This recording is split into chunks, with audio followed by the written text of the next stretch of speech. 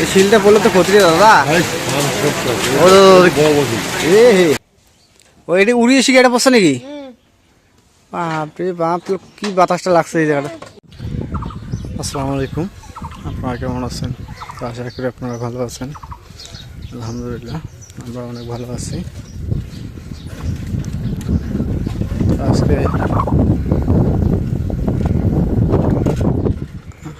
আপনাদের একটা নতুন সুখবর দিই। সুখবরটা হচ্ছে আমি যে ধানটা গাছছি, ধান অলরেডি পাকা শেষ, সবার আগেই ধান কাটবো, এটাই হচ্ছে সুখবর। তো ধান দেখাচ্ছি, রাস্তার পাশে যে দুটো আছে দুটো দেখার ভিতরে যেটা আছে ওটা দেখার যাইতে পাবো না। এই যে একটা আর ওই যে একটা, এই দুটোই কিন্তু পাকছে। তো এটা অলরেডি 2-4 দিন লাগবেও না, এর মধ্যে ধান কাটবো। আল্লাহর রহমতে সবাই দেখতেছে ধান হয়েছে, বাম্পার ধান হয়েছে। তো ধান সব কিছু নিজের কাছে ফলন, ধানের যে শীষগুলো যেটা আছে এটা ভালো দেখা যাচ্ছে।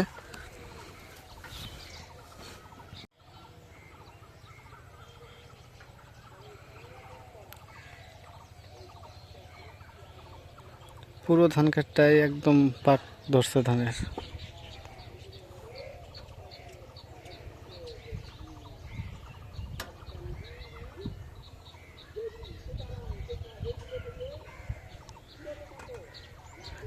এই যে দুলার মধ্যে আমারটা এক ধান পাকছে। তো এই যে গোড়ার ধানের যে শীষের নিচ দিয়ে কয়টা ধান কাঁচা কাঁচা আছে, তো ওইটা জাস্ট কয়েকটা দিন লাগবে, দুই একটা দিন লাগবে। ওটার জন্যই একটু দেরি, না হলে ধান কাটা যেত।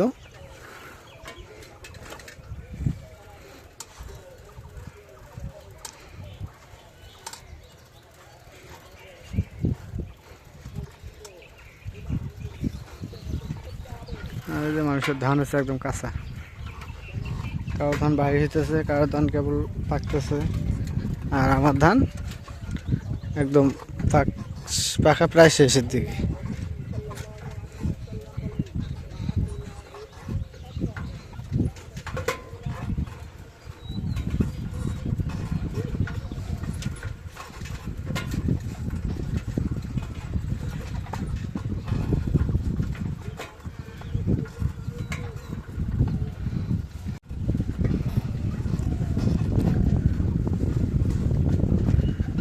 এটা হচ্ছে আমার এই এলাকার একটা বিয়ে আছে, সেই বিয়ের গেট এটা।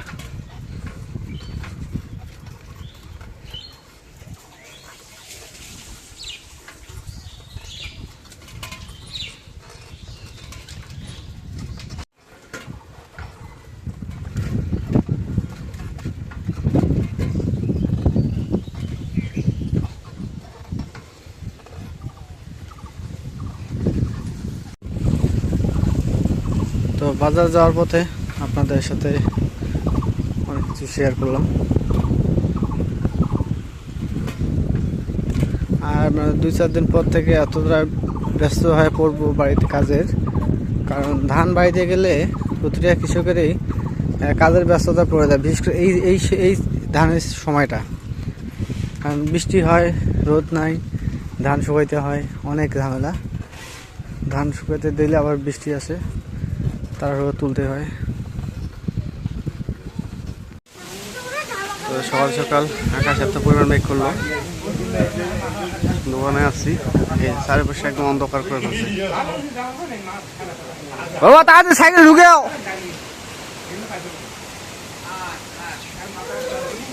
ঠিক আছে আমি তো ছবি তুলতেছি।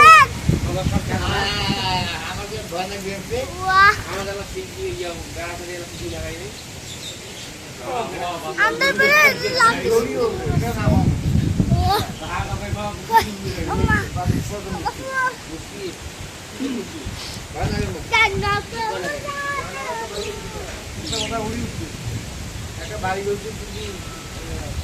দাদু দাদি যে কোথায়? সেই তো খালি পড়ছে।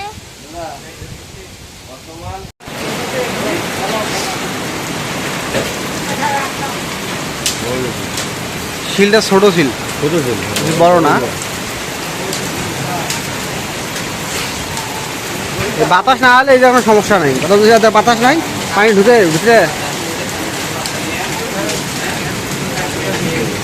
এই শিলটা পড়লে তো ক্ষতি রে দাদা। বড় শিল পড়বে আছে।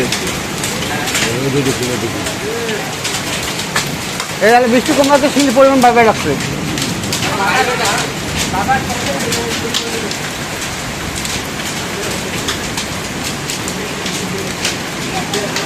দাও দাও শিলটা দাও। কাটা কাটা আছে নাকি? আমার কি ঠান্ডা রে। এই যে ভিতরে এ বাবা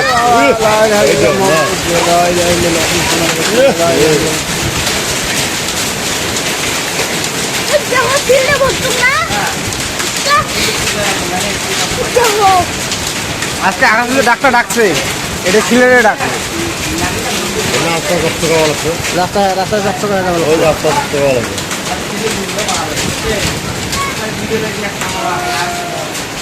সিল যা হচ্ছে এদিকে কাটি যা, আর সিল পড়ছে না, আর পড়ছে না। আমার পাখা তাহলে ক্ষতিটা হবে। মনে কর মাথা আগে পাকছে, গোটটা গোটটা এখন আছে, এই জন্য কাটতে লাগছে। সিল আর বেশি ভালো আছে রে। আপনি কাটা ভালো রে।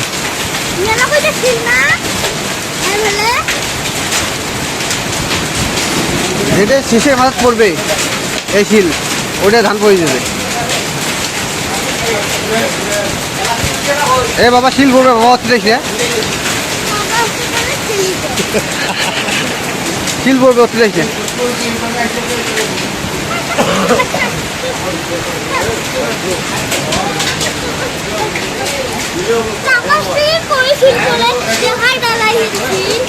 দেখা যাবে।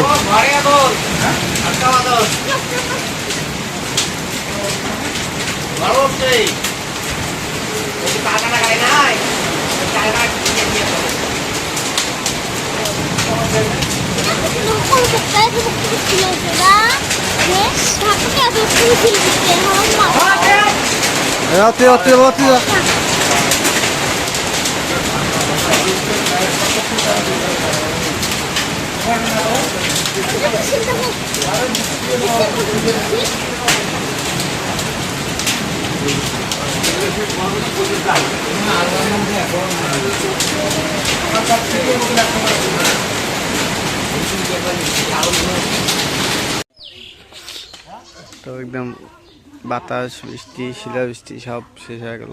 আর এদিকে অনেক গাছ ভেঙে পড়ছে বাড়ির ওদিক, তো বাড়ির ওদিক তো যাই নাই, অনেকে খড়ি কাটতেছে।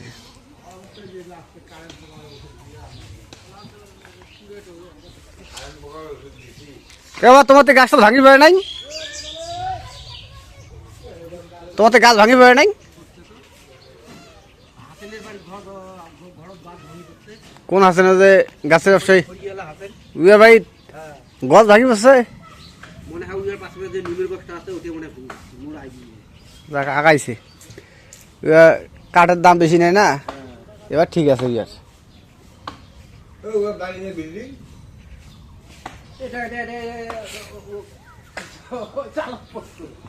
মানুষ খড়ি খড়ি গাড়ে হিরিক পড়ি গেল।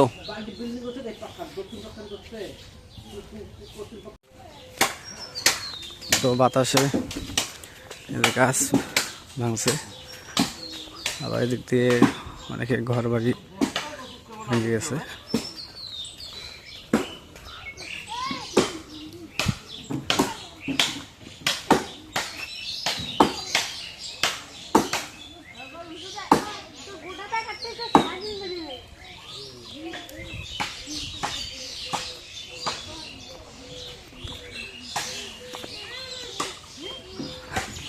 তোমার ঘর কি একবার ভাঙিয়ে দিয়েছে?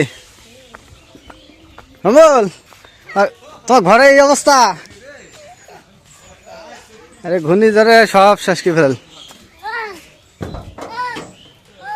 ও রে বাপ রে বাপ, সব শেষ। ও এটা উড়িয়ে এসে এটা পড়ছে নাকি? বাপরে বাপ, তো কি বাতাসটা লাগছে এই জায়গাটা।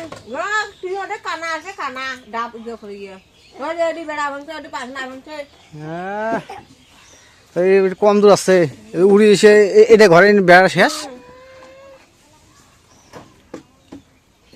কোবরা যে এমনি কমর পড়ছে।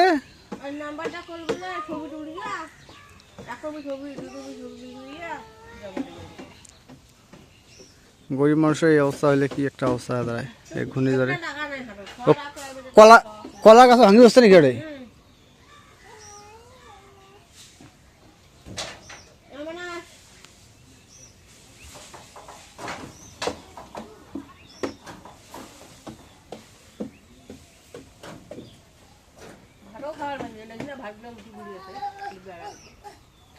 ও হয়েছে, ওই যে ভাত চাউল একদম পরে পরে আছে।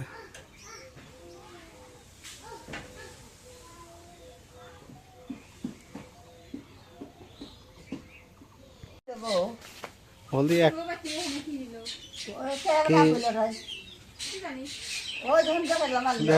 হলদি কি একবার শুকাইছে একটা দেয়?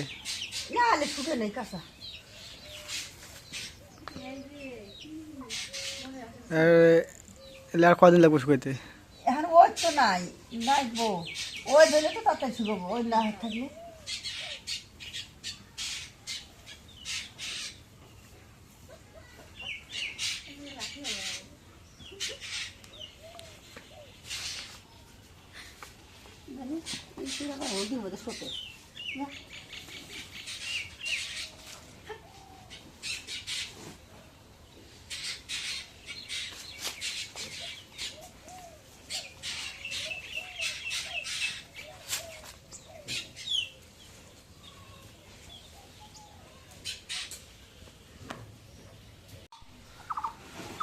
তো ঘূর্ণিঝড়ে একদম সব এলোমেলো হয়ে গেল। শুই না ভাই, দেখলেন যে ঘর ভাঙ্গে ডেঙ্গে ভাত আনতেছে, ভাত হাড়ি বন্ধ উল্টে বসছে। ওই লেগে নিয়ে গেল মেম্বার আসছিল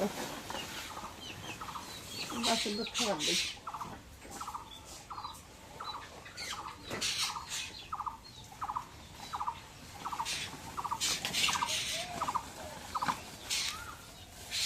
তো ঘরে ঘরে গরুটা ইয়ে আছে, খাবার একটু রুচি হয়েছে না? ওই যে খাবার রুচি হলে আর চেহারা ফিরে আসছে। গা ধুয়ে দেওয়া নেবো, ওটা গা ধুয়ে দেওয়া নেবো।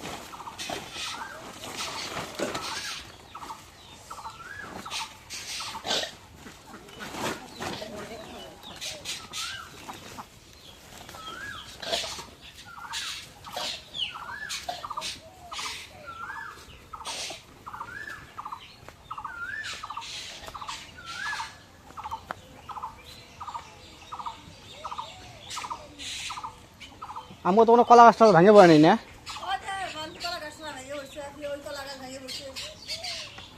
ওই মুড়া